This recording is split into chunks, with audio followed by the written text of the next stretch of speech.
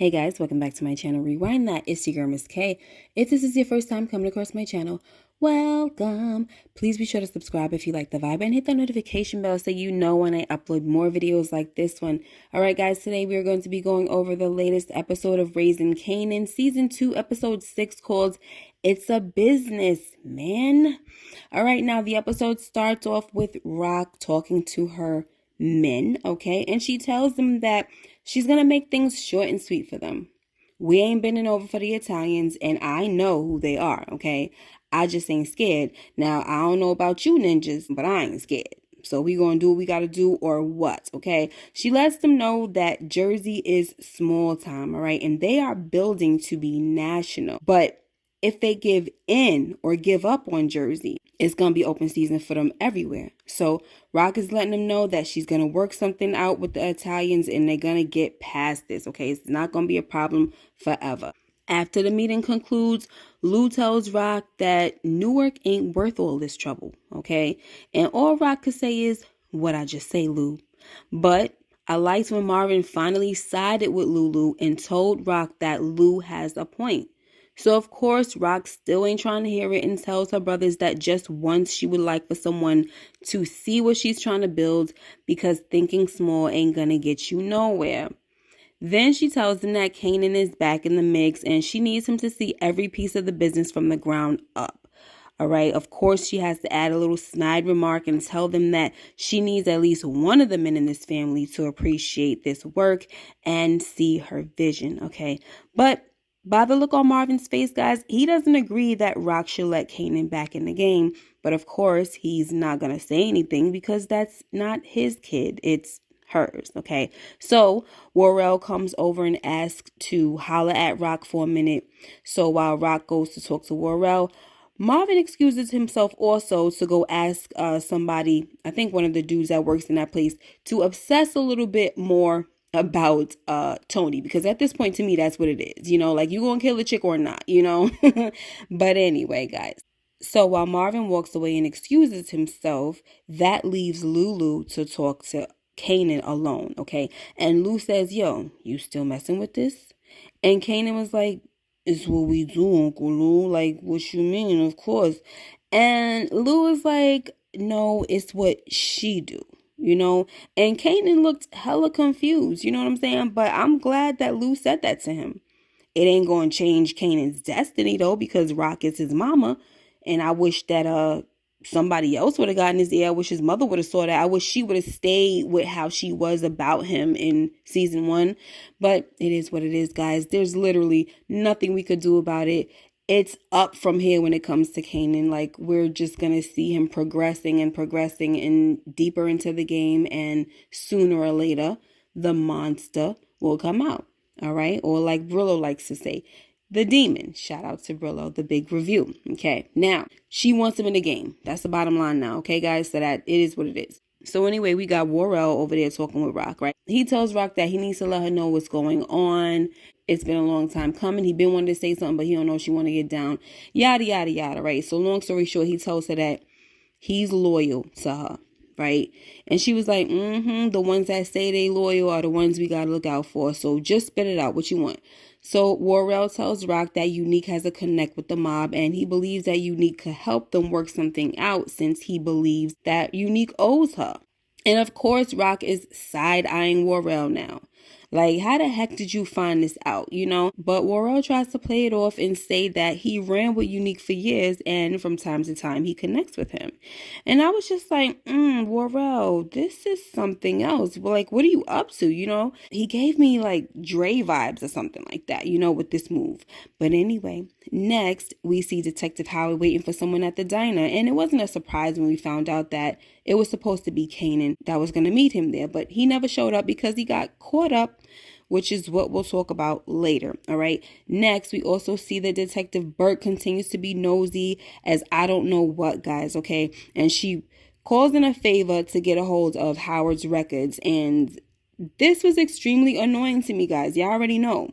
All right. Anyway, Burke also finds out that there was a 2-year gap in Howard's record. And this was around the time that he went undercover, okay? And she was like, I didn't know he went undercover. And I'm like, because it's none of your freaking business. That's why. Oh, do something. I mean, do your job, because this is not your job, girl. This is not your assignment. Like, it's nothing. It's so annoying. It would be so funny that if she found out some information and then tried to like give it to the captain or something, that it wouldn't be like admissible or something like that, or they wouldn't be able to use it because she was doing all this stuff without it being assigned to her. You know what I'm saying? Anyway, unofficial police business. Like, that's all she does. I'm definitely ready for her to die. I think she might die this season for real now.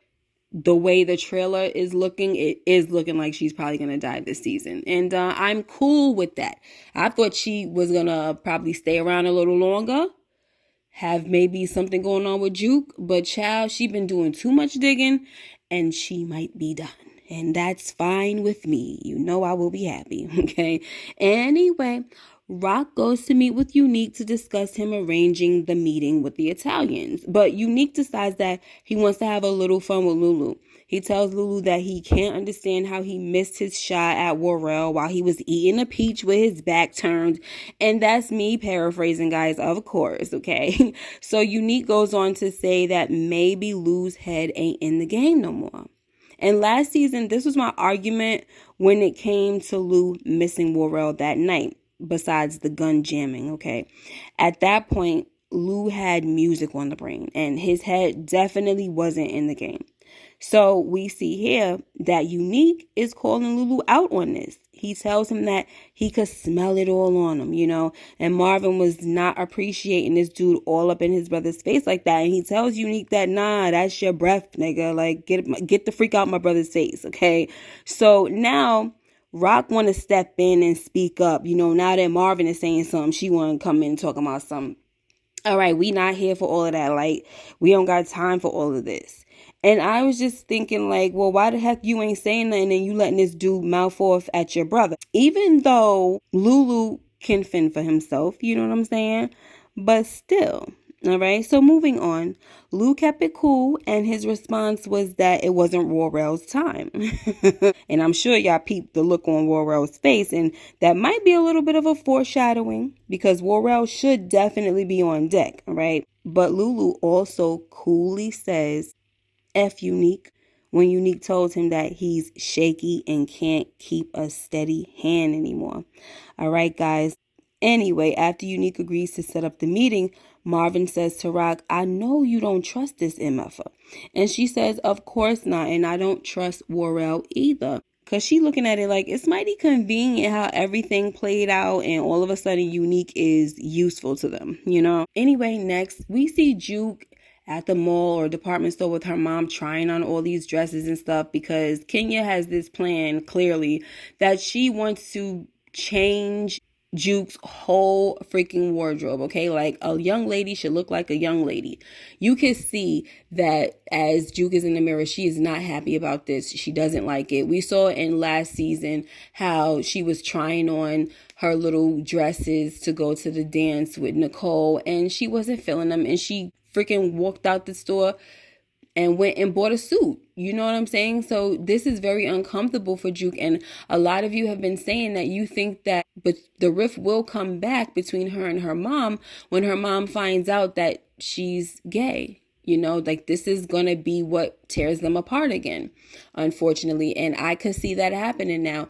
But Juke wants to please her mom. So she's trying on these dresses. And, you know, when they walk out of the store. And listen, Juke was looking cute now. She had a little bunky and everything in the back there. You know, nice little plumpy plump.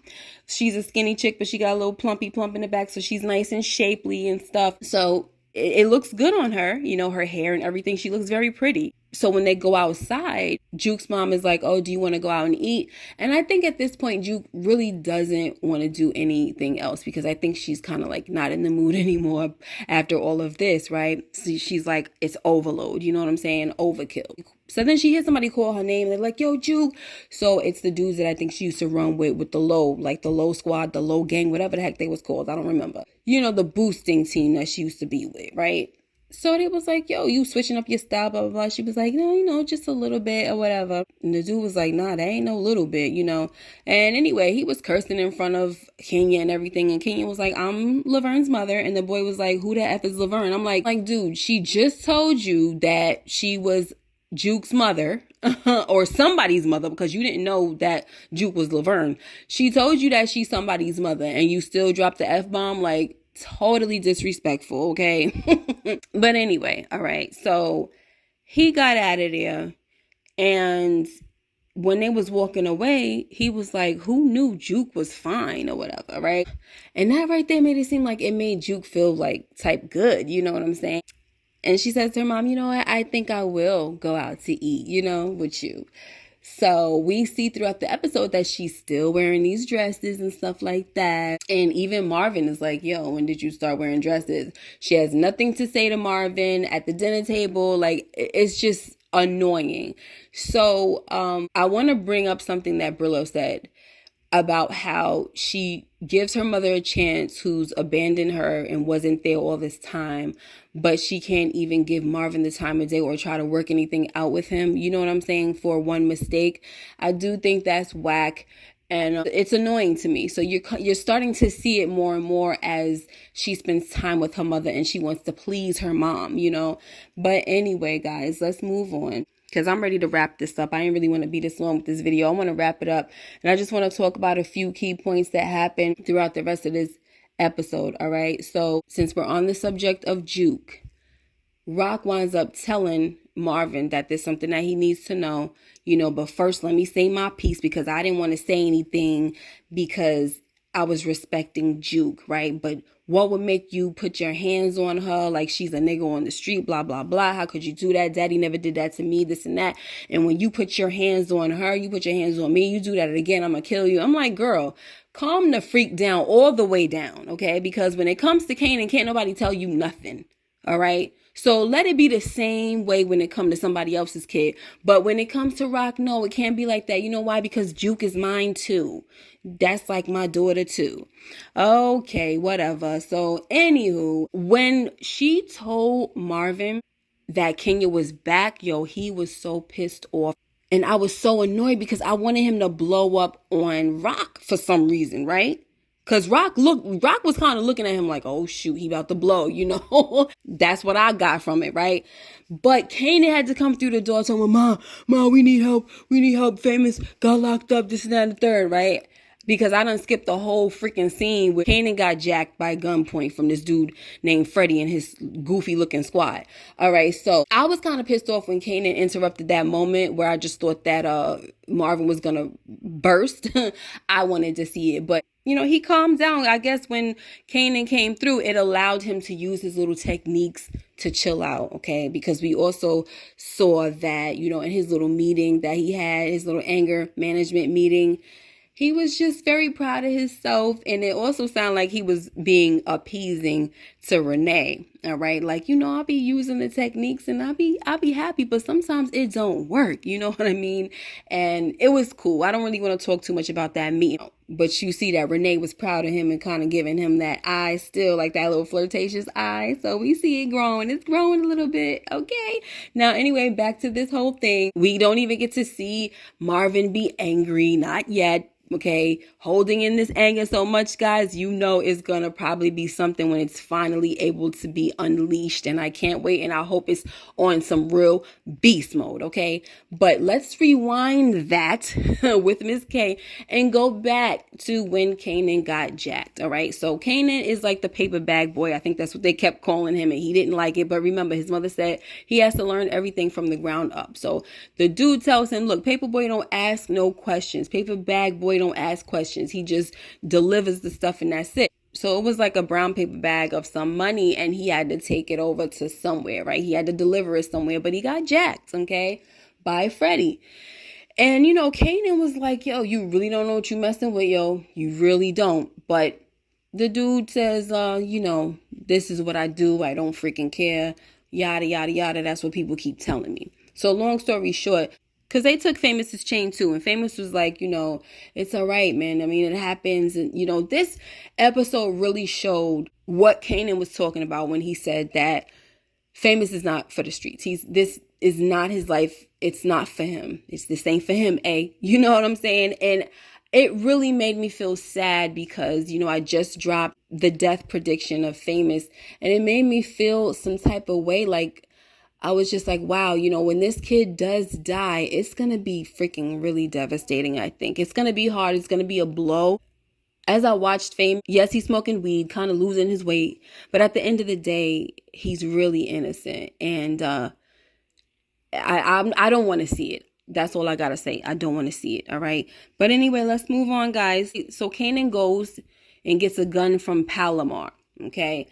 And Palomar over here kissing him on the cheek and being all seductive and all that with a nasty behind. So Kanan takes the gun and him and Famous go and they find the dudes that jacked him, Freddie and his crew.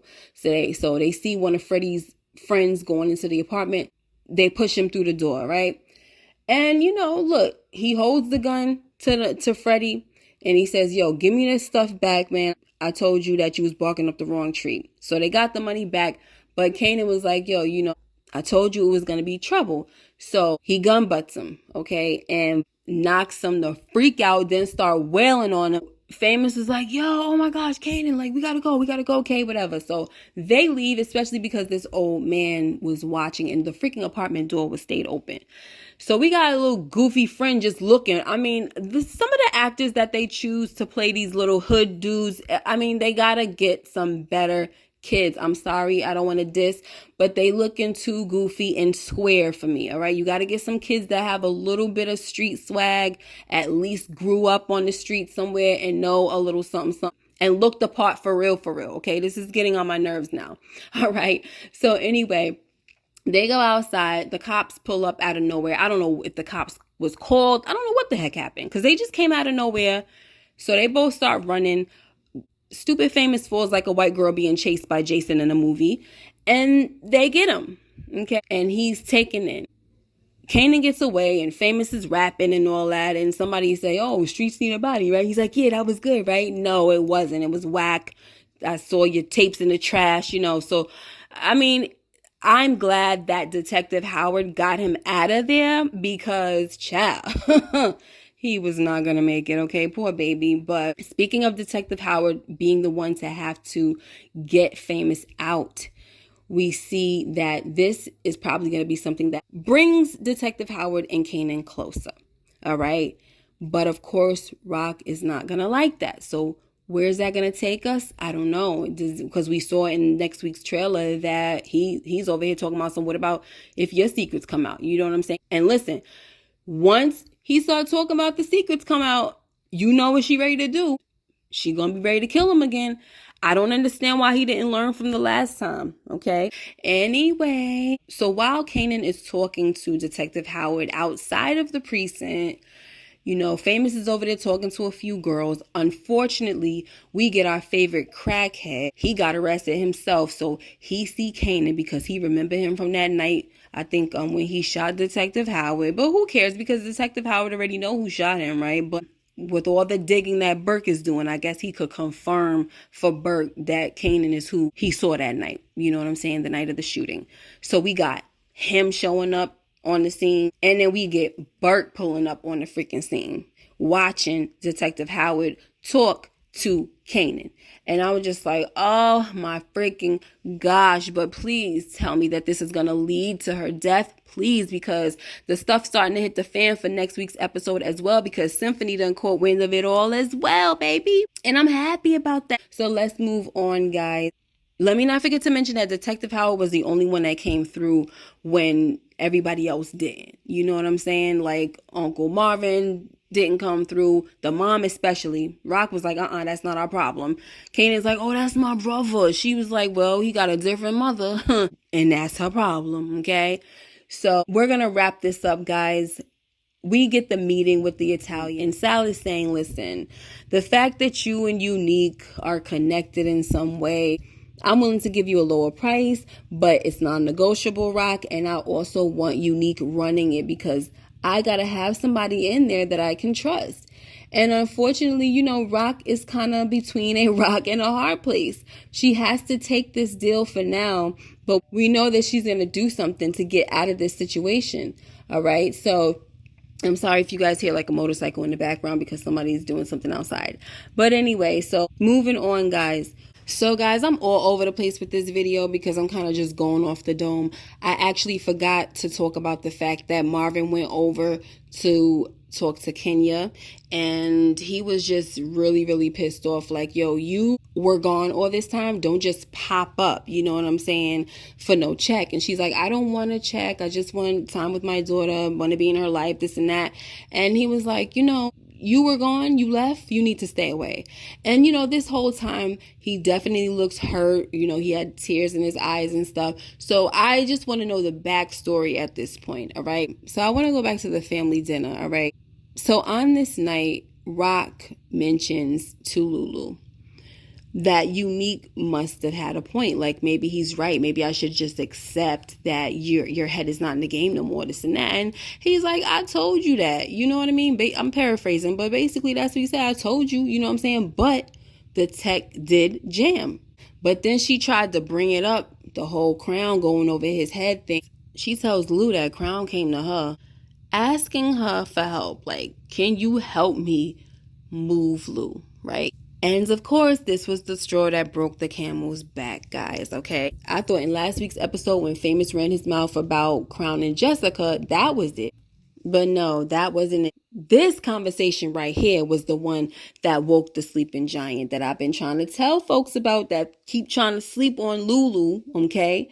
Now, he goes over the last scene and he goes and he sees Crown, okay? The fact that he kills him in the same room that he was staring at that Bulletproof Records sign is amazing to me, guys, because y'all remember me saying, I hope y'all remember me saying in last week's live that I felt like they were going to do some type of poetic thing when it comes to him killing Crown. And that was the Bulletproof Records is like, all right, so since this guy thinks he's bulletproof, he's going to die a different way. He's not going to die by way of gun. Now, that was what I was looking at from the writer's standpoint, and that's what freaking happens. He killed this dude with a microphone cord or whatever type of cord that was, okay? So now he had nothing in his hand when he came through, and he let Crown know. He said, listen, I was going to let everything slide with the whole, when I found out that you was doing Jessica, because I don't let chicks get in the way of business. But then you went over my head to my sister, like what? And of course, Crown had to talk his trash. I mean, even if he could have saved his own life, he just totally helped seal the deal right there by talking trash. And that was it. So he had to get knocked the freak out by Lulu. And Lulu grabbed the little cord, well, not the little cord, the thick cord, and started to strangle this dude.